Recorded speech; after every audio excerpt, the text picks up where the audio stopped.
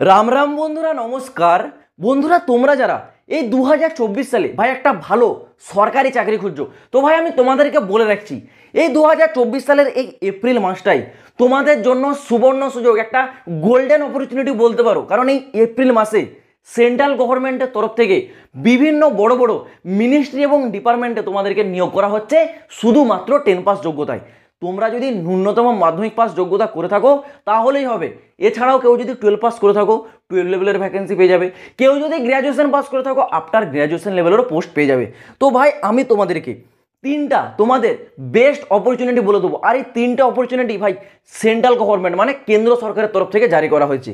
আর কেন্দ্র সরকারের ভ্যাকেন্সি মানে ভাই একটা জিনিস তো ক্লিয়ার, যে তোমাদের বেতন মূল্য ভাই ভালো পরিমাণে দেওয়া হবে, স্যালারি নিয়ে কোনো রকম সমস্যা থাকবে না। তো তোমরা ধৈর্য সহকারে একটু ভিডিওটা দেখার চেষ্টা করো। পুরো এই তিনটা ভ্যাকেন্সির all details A to Z একদম ক্লিয়ার করে দেবো। একটু ভিডিওটার দিকে মন দিয়ে একটু কনসেন্ট্রেট করো। তো প্রথমে আমি তোমাদের 3 নম্বর থেকে শুরু করছি, ঠিক আছে।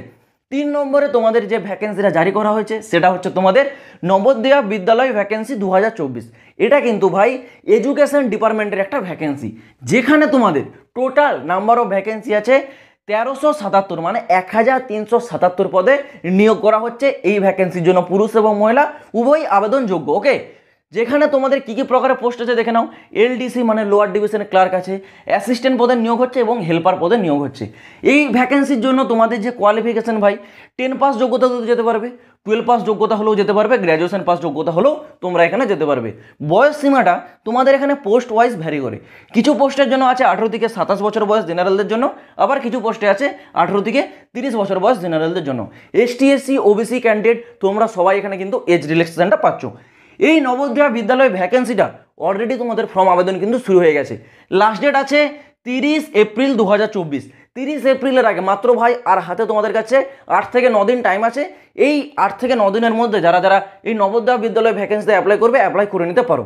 এবার তোমাদের আসে 2 নম্বর ভ্যাকেন্সি, যেটা ভাই SSC CHSL পদে জারি করা হয়েছে। ভাই কেউ যদি 12 পাস করে থাকো এবং সে যদি চায় যে আমি একটা ভালো সেন্ট্রাল গভর্নমেন্টের আন্ডারে বিভিন্ন বড় বড় পোস্টে চাকরি করব, তো ভাই তোমাদের জন্য এই SSC CHSL ছাড়া আর কোনো ভালো সুযোগ ভাই হতেই পারে না। এটাই তোমাদের নাম্বার 1 একটা বড় সুযোগ, যেখানে তোমাদের এইবার 2024 সালে ভ্যাকেন্সি আছে 3712 পদে। পোস্ট নেম কি কি আছে? আছে তোমাদের LDC মানে লোয়ার ডিভিশন ক্লার্ক, আছে JSA জুনিয়র সেক্রেটারি অ্যাসিস্ট্যান্ট এবং DEO মানে ডেটা এন্ট্রি অপারেটর। এই 3 প্রকারের তোমরা পোস্ট পাবে। শুধুমাত্র যোগ্যতা থাকতে হবে তোমাদেরকে 12 পাস। আফটার 12 পাস সেন্ট্রাল গভর্নমেন্টের বড় বড় মিনিস্ট্রি জয়েন করার সেরা সুযোগ ভাই SSC CHSL, এটা তোমরা ভেবে নাও, ঠিক আছে। SSC CHSL সেন্ট্রাল গভর্নমেন্টের আন্ডারে আফটার 12 পাস যোগ্যতায় বড় বড় মিনিস্ট্রি জয়েন করার একটা গোল্ডেন চান্স ভাই এই SSC CHSL, যেখানে তোমাদের বয়স সীমা থাকতে হবে 18 থেকে 27-এর মধ্যে জেনারেলদের জন্য। ST SC OBC ক্যান্ডিডেটরা আবারও বলে রাখছে তোমরা এখানে কিন্তু এজ রিল্যাক্সেশনটা পেয়ে যাবে। এই SSC CHSL ভাই তোমাদের ফর্ম আবেদন কিন্তু অলরেডি শুরু হয়ে গেছে 2 এপ্রিল থেকে, ঠিক আছে। এবং লাস্ট ডেট আছে কত? 1 মে। 1 মের আগে তোমাদেরকে কিন্তু এই SSC CHSL এর ফর্মটা অ্যাপ্লাই করে নিতে হবে। আর তোমাদের একটা কথা বলে রাখি, যারা এই SSC CHSL ভ্যাকেন্সির জন্য প্রস্তুতি নিচ্ছ, ভাই তোমাদের জন্য সেরা বই হতে চলেছে চক্ষু পাবলিকেশনের তরফ থেকে প্রকাশিত করা SSC CHSL এর এই কমপ্লিট গাইড বই। এটি একটি কমপ্লিট গাইড বই। এই বইটিতে তোমাদের জন্য ভাই একদম বেসিক লেভেল থেকে টপ লেভেল পর্যন্ত প্রতিটি MCQ টাইপের কোশ্চেন এবং তার অ্যান্সার পেয়ে যাবে। তোমরা যদি SSC CHSL এর টায়ার 1 এক্সামটা ক্লিয়ার করতে চাও, তাহলে তোমাদের জন্য এই চাক্ষু প্রকাশনের কমপ্লিট গাইড বইটা তোমাদের জন্য বেস্ট গাইড বই হতে চলেছে। এই বইটা তোমরা যদি কিনতে চাও আমি ডেসক্রিপশনে লিঙ্ক দিয়ে রাখছি, চাইলে তোমরা কি অবশ্যই একবার চেক আউট করে নিতে পারো।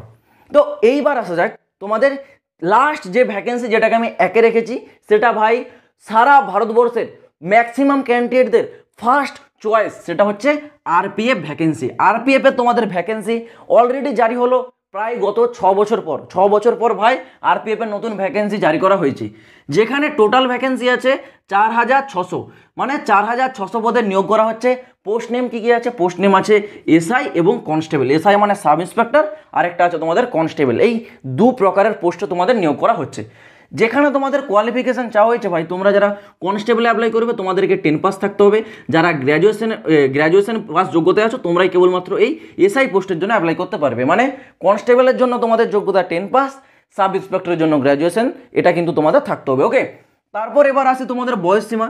এর বয়স সীমাটা জেনারেলদের ক্ষেত্রে 18 থেকে 28-এর মধ্যে থাকতে হবে। যারা এসটি এসসি, আবার বলে রাখছি, যারা এসটি এসসি ওবিসি আছো তোমরা এখানে কিন্তু বয়সের ডেফিনেটলি ছাড়টা পেয়ে যাচ্ছ। এই ভ্যাকেন্সিতে ভাই তোমাদের অ্যাপ্লাই অলরেডি শুরু হয়ে গেছে 15ই এপ্রিল থেকে, লাস্ট ডেট আছে কত 14ই মে। এই ডেটের আগে তোমাদেরকে কিন্তু ভাই ফর্মটা অ্যাপ্লাই করে নিতে হবে। ইতিমধ্যে তোমাদের অ্যাপ্লাই শুরু হয়ে গেছে। যারা যারা আরপিএফে ইন্টারেস্টেড আছো অবশ্যই তোমরা গিয়ে ফর্মটা অ্যাপ্লাই করে নিতে পারো। তো আশা করছি আমি তোমাদেরকে পুরো বিষয়টা বোঝাতে পারলাম। এই বিষয়ে যদি তোমাদের কোনো রকম প্রশ্ন থাকে নিচে কমেন্ট বক্স খোলা রয়েছে, তোমরা কমেন্টে কমেন্ট করে জানাতে পারো। তো চলো বন্ধুরা, আজ ভিডিওটা এই পর্যন্ত। দেখা হচ্ছে আবার পরের ভিডিওতে নতুন কোনো আপডেটের সাথে। জয় হিন্দ, বন্দে মাতরম।